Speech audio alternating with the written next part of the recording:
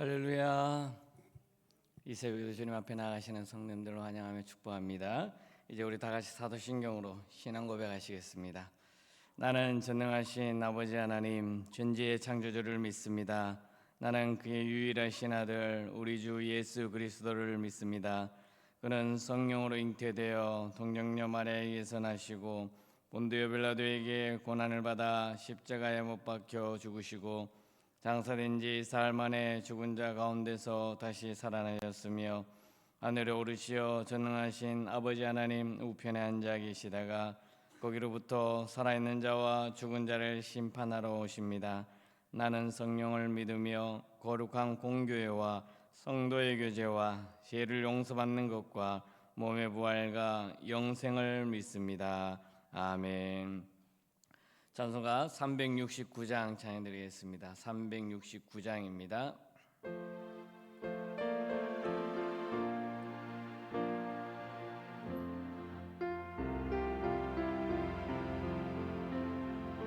죄짐 맡은 우리 구주 어찌 좋은 친구인지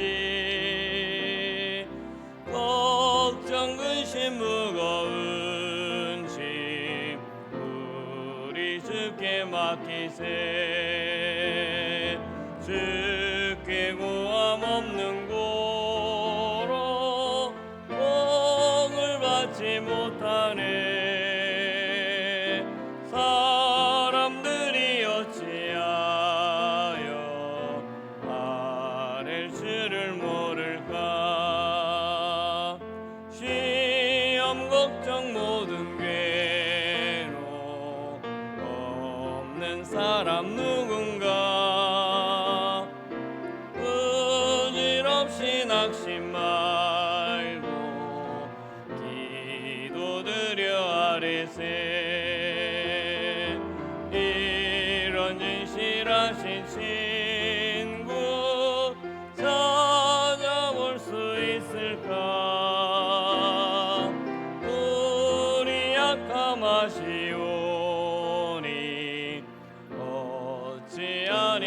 아릴까. 근심 걱정 무거운 짐 아니 진자 누군가. 피난처는 우리 예수 주께 기도드리세. 세상 친구 멸시하고 너를 조롱하여도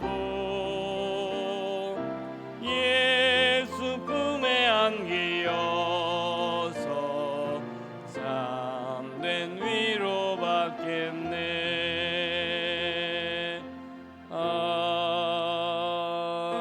아멘.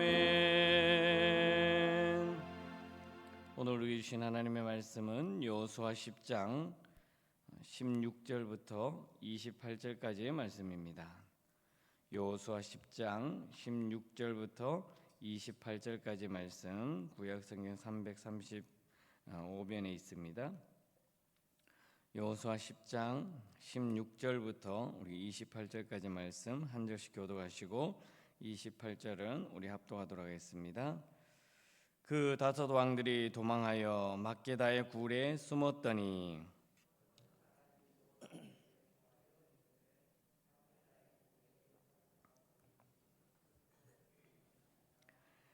여호수아가 이르되 굴 어귀에 큰 돌을 굴려 막고 사람을 그 곁에 두어 그들을 지키게 하고 너희는 지체하지 말고 너희 대적의 대를 따라가 그 후군을 쳐서 그들의 자기들의 성읍에 들어 못하게 하라.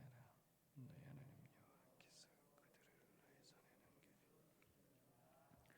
여호수아와 이스라엘 자손이 그들을 크게 살육하여 거의 멸하였고 그 남은 몇 사람은 경관 성들로 들어간 고로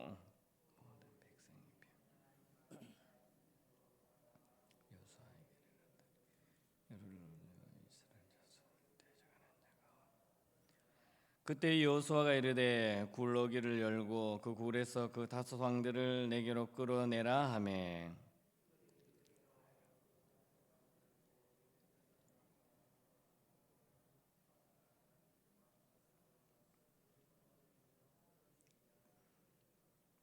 그 왕들을 여호수아에게로 끌어내매 여호수아가 이스라엘 모든 사람을 부르고 자기와 함께 갔던 지휘관들에게 이르되 가까이 와서 이 왕들의 목을 발로 밟으라 하며 그들이 가까이 가서 그들의 목을 밟으매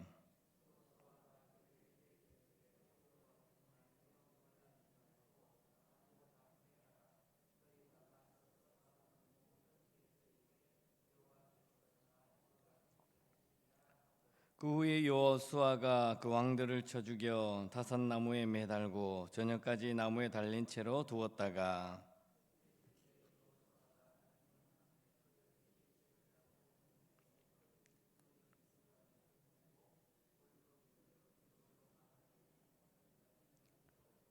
같이 읽겠습니다. 그날에 여호수아가 막게다를 취하고 칼날로 그 성읍과 왕을 쳐서 그 성읍과 그 중에 있는 모든 사람을 진멸하여 바치고 한 사람도 남기지 아니하였으니 막게다 왕에게 행한 것이 여리고 왕에게 행한 것과 같았더라. 아멘. 할렐루야. 오늘 하루도 주님께서 주신 은혜와 평강을 누리는 귀하고 복된 날이 될 수 있기를 간절히 소망합니다.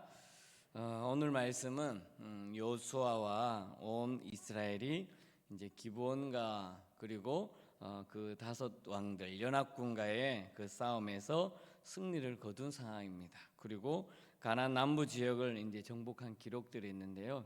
어제의 말씀에 이어서 그 이제 다섯 왕들을 몰아치고 그리고 그 다섯 왕들이 숨었다가 결국 마지막 최후에 처형을 당하고 그 다섯 왕들이 다 멸하는 그런 내용의 말씀이 오늘 본문의 말씀입니다.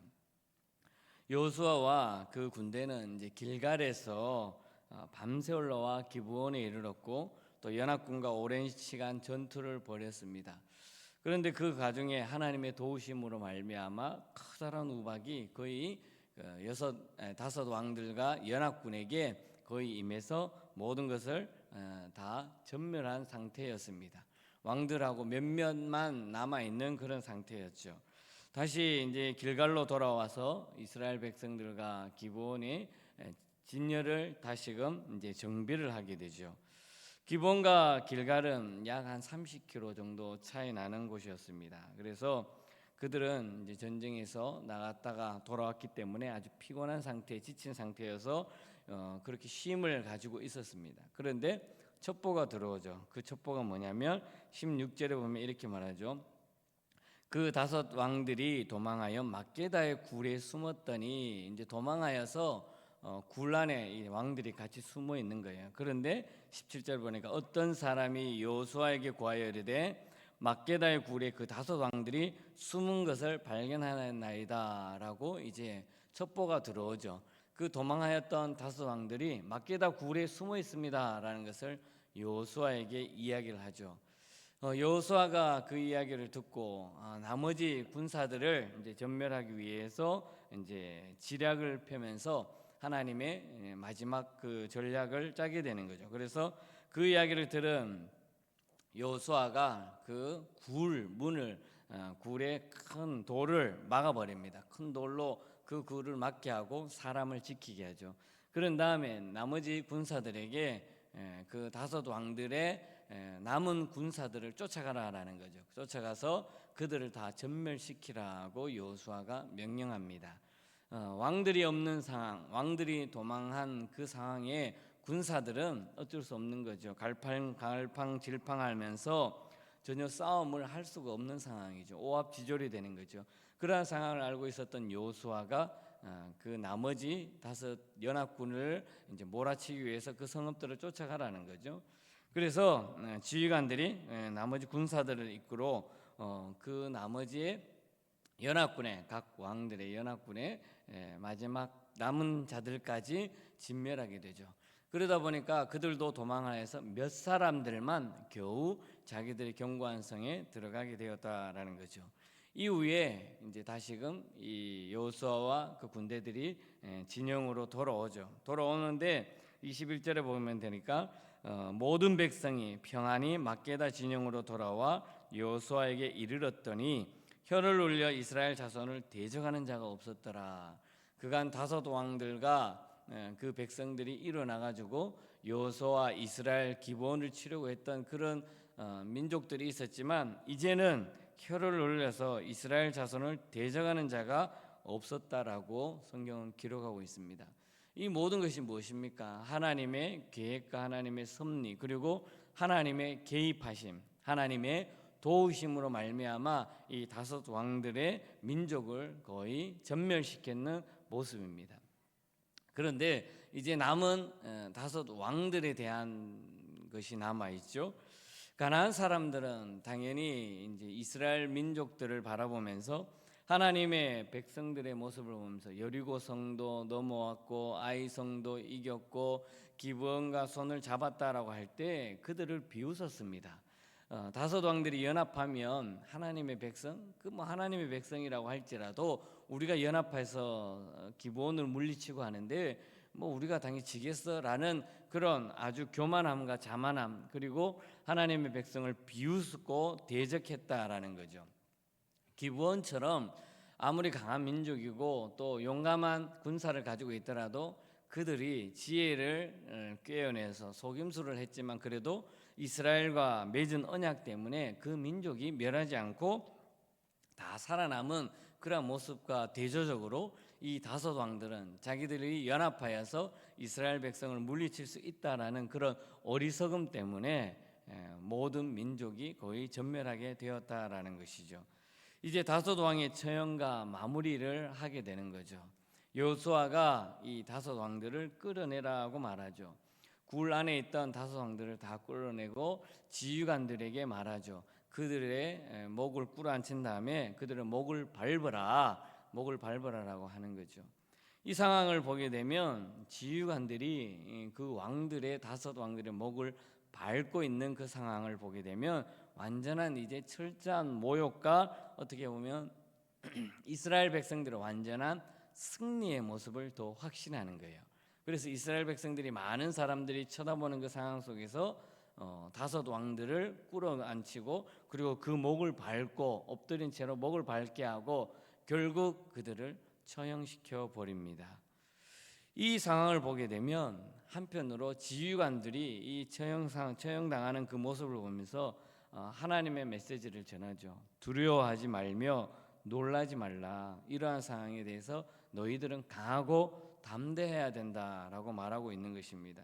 왜 이렇게 여호수아가 그 지휘관들과 많은 백성들에게 그렇게 하겠습니까?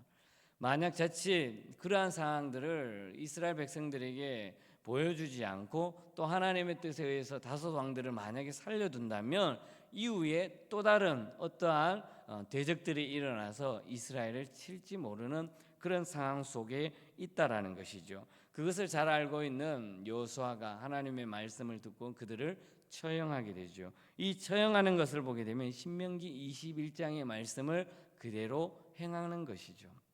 신명기 21장에 보게 되면 모세가 이스라엘 백성들에게 다 모압 평지에 모아놓고 이야기하면서 그겁니다. 처형하는 상황 속에서는 나무에 매달으라고 합니다. 죄를 짓고 또 하나님의 법을 따르지 않은 자들은 그에 대한 보응을 하는데, 그리고 저주받은 자로서 하나님의 약속, 하나님의 뜻을 따르지 않은 자는 저주받아서 나무에 매달려 처형시켜야 된다라는 이 모습들을 그대로 행하게 되는 거죠. 이 다섯 왕들에게 처형을 시키는 모습을 보게 됩니다. 그런데 이제 그 뜻에 따라서 또 처형해서 나무에 매달은 다음에 밤새도록 두지 않고 밤이 되면 다시 내려서 그 다음 날에 장사라는 또 모세의 그 계명 율법에 따라서 이 다섯 왕들도 그날 처형한 다음에 하루 종일 나무에 매달고 그 다음 날에는 장사해서 막게다 굴에 다시금 집어넣어서 돌로 문을 닫는 그러한 모습을 보게 되는 거죠. 이러한 것을 통해서 하나님께서는 대적하는 상황 속에서 가나안 민족을 이제 몰아내는 그러한 모습을 보게 되는 것이죠.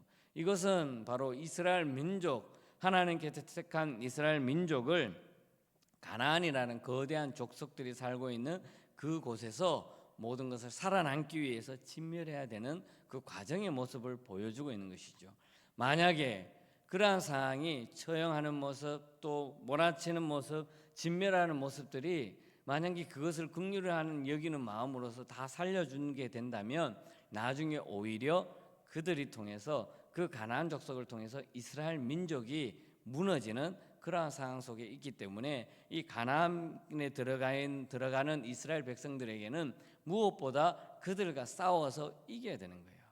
전쟁에서 만약에 총을 들고 나가서 싸우는 사람이 상대방을 죽이는 그 상황 속에서 나는 살인하는 것이 되면 안 됩니다라고 해서 나는 총을 들 수 없습니다라고 거부하는 것은 그 자체로서는 자칫 내가 죽게 된다라는 거죠. 내가 살기 위해서 어떻게든지 내가 그 상황 속에서는 싸워서 이겨야 되는 것이에요. 이것을 어떻게 보면 우리에게 영적인 전투를 말해주고 있는 것입니다. 만약에 영적인 전투에서 내가 그들을 물리치지 아니하고 그들을 그대로 내버려 둔다면 오히려 그것으로 말미암아 사탄의 공중의 권세를 잡은 사탄에 의해서 내가 죽게 된다는 거예요. 그러면 내가 살기 위해서는 그 영적으로 싸움에서 마귀 사탄을 눌러서 이 죄악된 것에서 유혹에서 이기고 그 대상들을 진멸시켜야 된다는 것을 우리에게 강조해 주고 있는 것입니다. 가나안에 들어가서 이스라엘 백성들이 살아남기 위해서는 어떻게든지 맞서 싸워야 되는 것이에요. 그런데 그들이 오히려 항복하고 그들이 이스라엘 민족의 종이 된다라고 했을 때는 또 그들을 긍휼하게 품어줘야 되는 것이 하나님의 백성이라는 것이죠. 그 민족이 기본 족속이지 않습니까? 그런데 오히려 이스라엘 백성들과 맞서 싸우고 다섯 왕들이 연합을 해서 하나님의 백성 이스라엘과 대적하는 상황 속에 있다라고 했을 때는 어쩔 수 없이 그들을 물리쳐야 되는 거예요. 그들과 싸워야 된다는 것이죠. 만약에 그들과 싸우지 않으면 이스라엘 백성들이 다 진멸하고 죽을 수밖에 없다라는 것이죠. 그러면 하나님의 계획과 하나님의 섭리, 하나님께서 약속해 주었던 그 땅에 들어가서 정착할 수가 없는 상황이 되는 거죠. 이것이 바로 하나님의 뜻이라는 것입니다. 하나님의 백성이 세상 속의 삶을 살아갈 때 죄악과 싸움을 해서는 어떻게든 그 죄악과 맞서 싸워서 이겨야 된다는 것입니다. 긍휼히 여기서 그것을 바라보는 것이 아니라 자칫 그들이 정말 모든 것을 순응하고 순종하고 종으로 나올 때, 모든 것을 항복하고 나올 때, 하나님께 두 손 들어 나올 때는 그들을 사랑으로 품어줘야 되는 것이죠. 그러나 그에 대해 맞서 싸울 때는 어떻게든지 간에 그들을 진멸해야 되는 것이 바로 하나님의 뜻이라는 것입니다.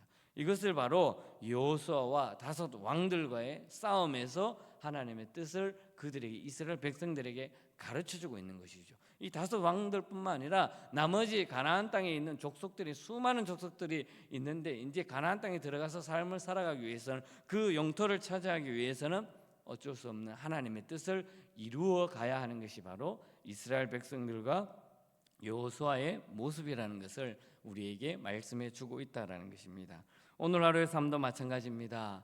나의 힘으로는 할 수 없습니다. 죄악된 세상 가운데 공중의 권세 잡은 악한 세력들과 맞서 싸우기 위해서는 내 뜻대로 할 수도 없고 내 방법대로 할 수도 없다라는 것이죠. 그러나 하나님이 나와 함께 하실 때, 하나님께서 나의 모든 삶을 책임져 주실 때, 하나님이 이스라엘 백성들과 함께 하셨던 것처럼, 자연현상을 통해서 그들을 물리치신 것처럼 하나님께서는 나와 함께 하시면서 나의 모든 삶 속에 자연현상뿐만 아니라 하나님께서는 세심하게 나의 모든 삶을 간섭해 주시고 나와 함께 해주시고 나와 동행해 주심을 믿음으로 나아가는 저와 여러분 될 수 있기를 바라겠습니다. 오늘 하루도 온전히 주님의 말씀에 따르며 하나님의 그 뜻을 이루어가는 저와 여러분들의 삶이 될 수 있기를 주님의 이름으로 간절히 소망합니다. 기도하겠습니다.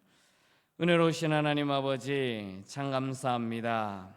지난 밤도 평안히 저희들을 지켜주시고 이 새벽에도 주님 전으로 불러주셔서 하나님 앞에 예배드리며 나아갈 수 있도록 인도해 주심을 감사합니다.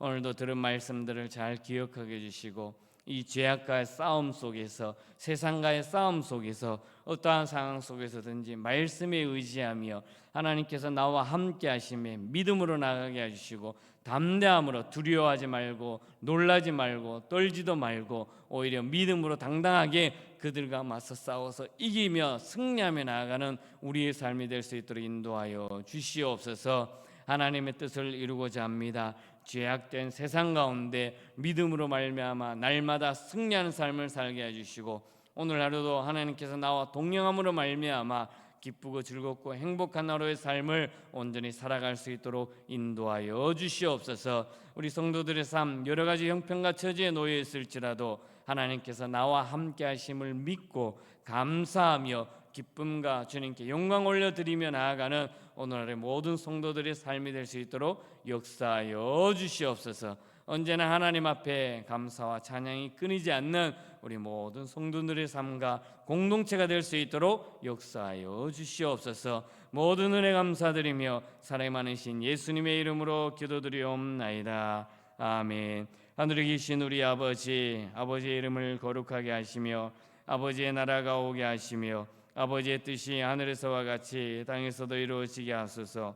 오늘 우리에게 일용할 양식을 주시고 우리가 우리에게 잘못한 사람을 용서해 준 것 같이 우리 죄를 용서해 주시고 우리를 시험에 빠지지 않게 하시고 악에서 구하소서. 나라와 권능과 영광이 영원히 아버지의 것입니다. 아멘. 자, 이렇게 개인 기도 드리시다가 평안히 돌아가시길 바라겠습니다.